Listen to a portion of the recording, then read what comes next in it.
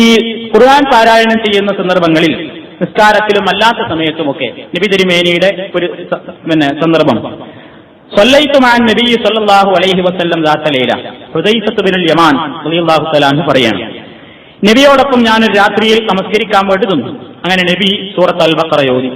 ഫഖുൽതു, അപ്പോൾ ഞാൻ വിചാരിച്ചു ഇർകഉ ഇൻദൽ മിയ, ഒരു 100 ആയത്തെത്തുമ്പോൾ നബി റുകൂയിലേക്ക് പോകുമായിരിക്കും എന്ന് വിചാരിച്ചു. നബി അവിടുന്ന് വിട്ടു.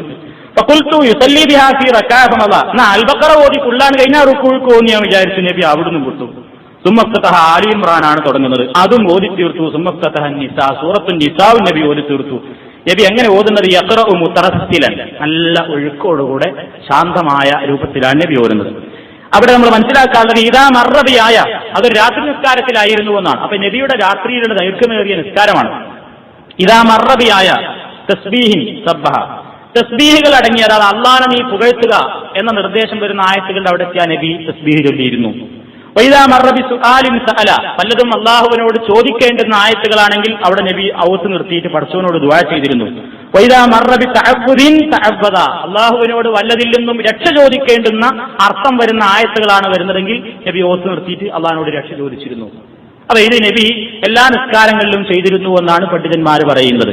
എന്നാൽ ചില പണ്ഡിതന്മാരുടെ അഭിപ്രായ പ്രകാരം ഫർള് നിസ്കാരങ്ങളിൽ നബി ഇങ്ങനെ അധികവും ചെയ്യാറില്ല, സുന്നത്തായ നിസ്കാരങ്ങളിലാണ് ഇങ്ങനെ ചെയ്യാറുള്ളത്. എന്നാൽ ഫർള് നമസ്കാരങ്ങളിലും ഇങ്ങനെ നിർവഹിക്കാവുന്നതാണ് എന്ന് ചില ഹദീസുകളുടെ അടിസ്ഥാനത്തിൽ നമുക്ക് മനസ്സിലാക്കുകയും ചെയ്യാൻ സാധിക്കും. ഉദാഹരണമായിട്ട് സബ്ബിഹിസ്മ റബ്ബിക്കൽ അഅ്ലാ എന്ന് ഓതുകയാണ് വിചാരിക്കുന്നത്. അപ്പൊ അതിന്റെ അർത്ഥം എന്താണ്? നീ അത്യുന്നതനായ നിന്റെ നാഥനെ പുകഴ്ത്ത് എന്നാണ്. അപ്പൊ നബി എന്ത് ചെയ്യും? സബ്ബിഹിസ്മ റബ്ബിക്കൽ അഅ്ലാ എന്ന് ഓതുമ്പോൾ സുബ്ഹാന റബ്ബിയൽ അഅ്ലാ എന്ന് പതുക്കെ പറഞ്ഞിരുന്നു.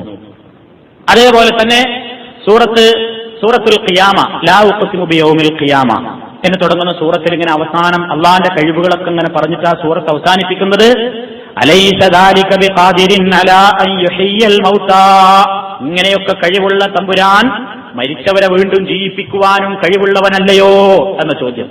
അവിടെ എത്തുമ്പോൾ നബി എന്ത് ചെയ്തിരുന്നു? സുബ്ഹാനക ബലാ, പടച്ചോനെ നീ എത്ര പരിശുദ്ധൻ, ബലാ നിനക്കതിന് കഴിയും, പടച്ചോനെ നിനക്കതിന് കഴിയും എന്ന് പറയാറുണ്ടായിരുന്നു.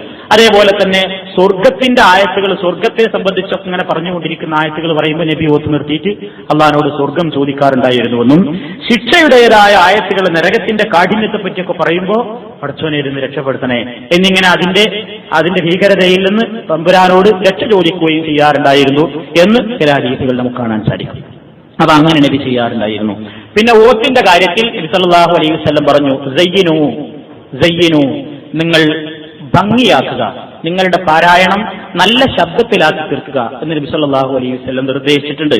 തന്നെയുമല്ല പ്രവാചകൻ അങ്ങനെ തന്നെയായിരുന്നു പാരായണം ചെയ്തിരുന്നതും സ്വഹാബാക്കളോട് പാരായണം ചെയ്യാൻ നിർദ്ദേശം കൊടുത്തിരുന്നതും അങ്ങനെ തന്നെയായിരുന്നു എന്ന് ഹദീസിൽ കാണാൻ സാധിക്കും.